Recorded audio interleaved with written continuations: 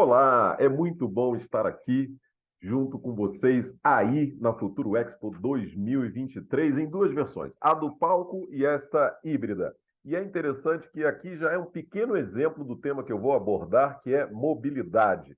Mobilidade é um tema que eu tenho me apaixonado por ele, pelo impacto, pela representatividade, pela interdisciplinaridade que ele é capaz de articular em qualquer aspecto humano. Então, é verdade que se você observar bem de perto, tudo que é humano, ele se articula com uma tríade de tempo, espaço e movimento. Assumindo que o tempo não é absolutamente controlável como gostaríamos e o espaço tem limites, dá a impressão de que cabe a nós nos articularmos em relação ao movimento, e o movimento é o resultado de uma potência chamada mobilidade. Então, o nosso ponto de partida é que o mundo se move. Ele se move pelo ar. Não sei se vocês já tinham visto esse gráfico antes, mas imaginem 22 mil aeronaves e quase 1 milhão de pessoas simultaneamente em voo. É até compreensível aqueles rituais religiosos que alguns fazem quando o avião está para decolar, né, pedindo auxílio a alguma divindade para que o suporte nessa nuvem de pontos amarelos simultâneas, onde em 24 de julho, há pouco tempo atrás, foi batido um recorde mundial.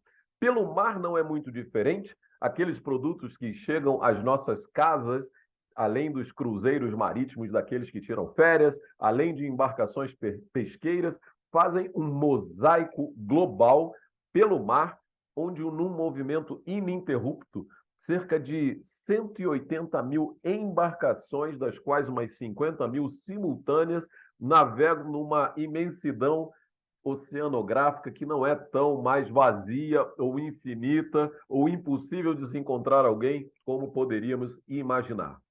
Por terra, os veículos. Estamos atingindo a marca de 1,5 bilhões de veículos no mundo, o que significa 5,5 pessoas, né? 5 pessoas mais uma criança de colo, digamos assim, por carro ou caminhão, veículos de motorizações simples.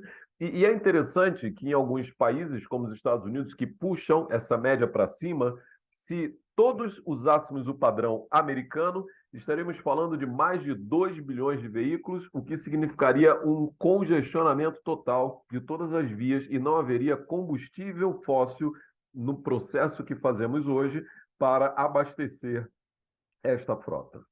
Um outro dado interessante são os passaportes que permitem cidadãos de um país entrar em outros países sem vistos. E o Brasil ocupa até uma posição bastante favorável, bastante receptiva. Nós compomos o grupo que ocupa o 19º lugar em passaportes mais aceitos, ou como se diz na mídia, mais poderosos, o que nos permite entrar em 168 países. Alguns países não têm essa mobilidade internacional como nós temos, então aí tem um outro indicador interessante. Deixa eu dar mais um. Turismo. No ano de 2022, 917 milhões de pessoas fizeram viagens internacionais a turismo. Não estamos falando do turismo intranacional, mas somente o internacional. Consegue imaginar isso? Quase 1 bilhão de pessoas se locomovendo a turismo. Tiraram talvez um pouco do atraso do período pandêmico, onde por 2 anos o turismo teve dificuldades ou praticamente ficou estagnado, mas a retomada foi muito grande e voltou a índices parecidos com 2019, ou seja, esse é o patamar médio que já tínhamos no mundo de mobilidades e deslocamentos.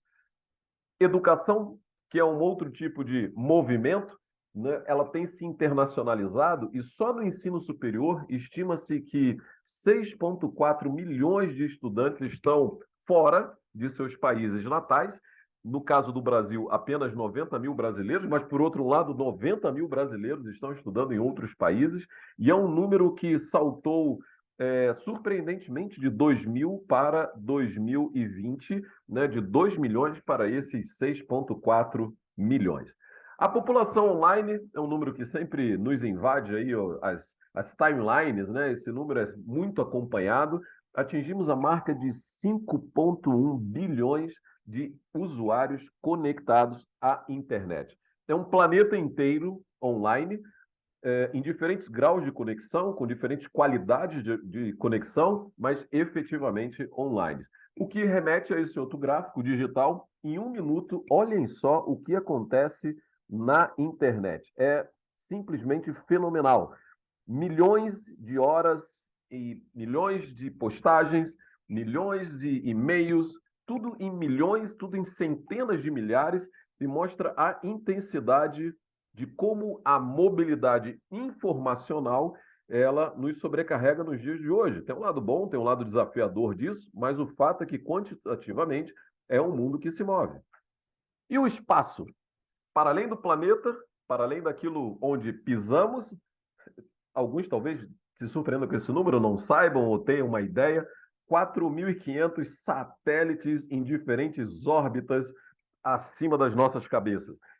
É verdade que eu fico até um preocupado, que uma hora eu espero que esse negócio seja expulso para o espaço e não retorne, né, descontroladamente sobre nós. Mas o fato é que a comunicação movimentada e os controles de tráfego e os GPS e as intenções militares de proteção e monitoramento já criam essa malha gigantesca especial hoje. E as previsões para o futuro são de multiplicação desses números.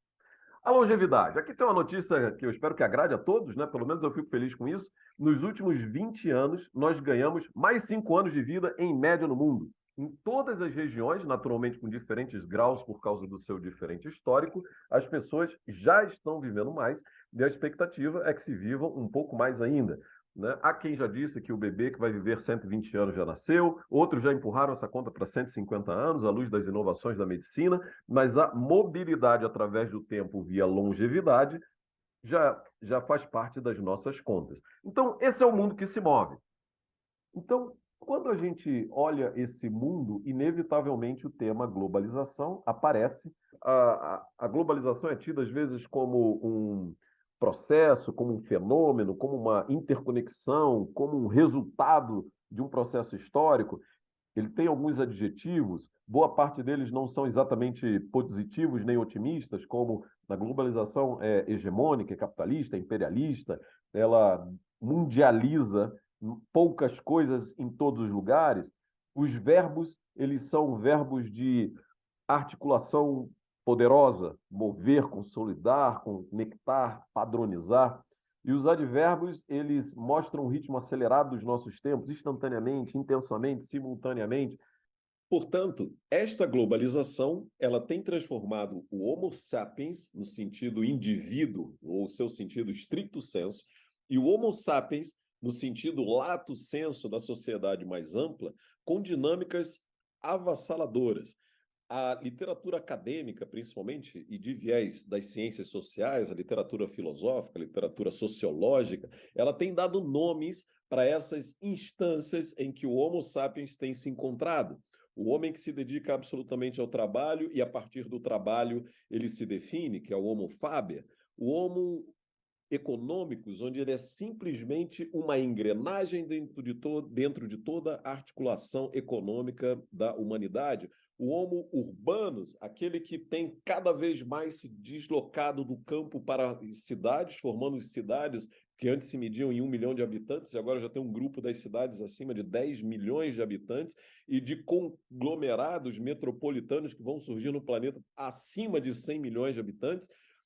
E tudo isso, no coletivo da sociedade em transformação, tem nos trazido a visibilidade de termos como sociedade líquida, sociedade do cansaço, da transparência, sociedade da performance, do ligeiro, a sociedade que é uma aldeia global, a sociedade da vizinhança forçada, porque com tantas migrações a gente não sabe quem é o nosso vizinho, nem no aspecto do prédio onde moramos, nem no aspecto das etnias que nos cercam, ou a sociedade planetária, que ela traz um elemento que eu finalizo, que é o pertencimento. Esse autor, Bruno Latour, sugere que deveríamos pensar diferente. Talvez o pensamento mais correto para os nossos dias é de que o planeta não nos pertence, mas nós é que pertencemos ao planeta. E apesar de nós sermos, né, como diz um texto religioso, a coroa da criação, o homem realmente, o Homo sapiens é tudo isso que se diz a respeito dele, porém, nós fazemos parte disso tudo, que é o nosso planeta. Então, esse gráfico merece ser olhado com carinho, porque dentro dessa realidade de biomassa, ou seja, dentro de todos os seres vivos, existe um pontinho lá no cantinho que é invisível, e dentro desse pontinho, num quadro expandido, nós vemos o ser humano. E o ser humano, dentro desse segundo quadro, que é a expansão do primeiro quadro, representa 0,01% da vida na Terra. Então, a frase do Bruno Latour sobre se nós pertencemos ao planeta ou o planeta nos pertence, me trouxe uma nova iluminação a partir desse gráfico. Talvez o que nós estamos pensando aqui é uma releitura existencial. E talvez a minha reflexão tenha ido nessa direção. Me movo, ou sou movido, ou desmobilizado, logo existo. Então, a mobilidade passa a ser praticamente uma razão de existência nos tempos modernos. E se tudo isso for verdade, inevitavelmente, nós temos que pensar na educação e como ela vai refletir, absorver, lidar com tudo isso. Então fica aí o meu desafio, fica aí o compartilhamento de uma paixão nova, o estudo das mobilidades que se juntam aos estudos globais e conectam as nossas realidades hoje cada vez menos estáticas com a realidade de um mundo que se transforma a cada dia. Espero que a continuidade das reflexões seja boa e produtiva para você e espero que você se mova junto comigo nas direções que o futuro nos prepara.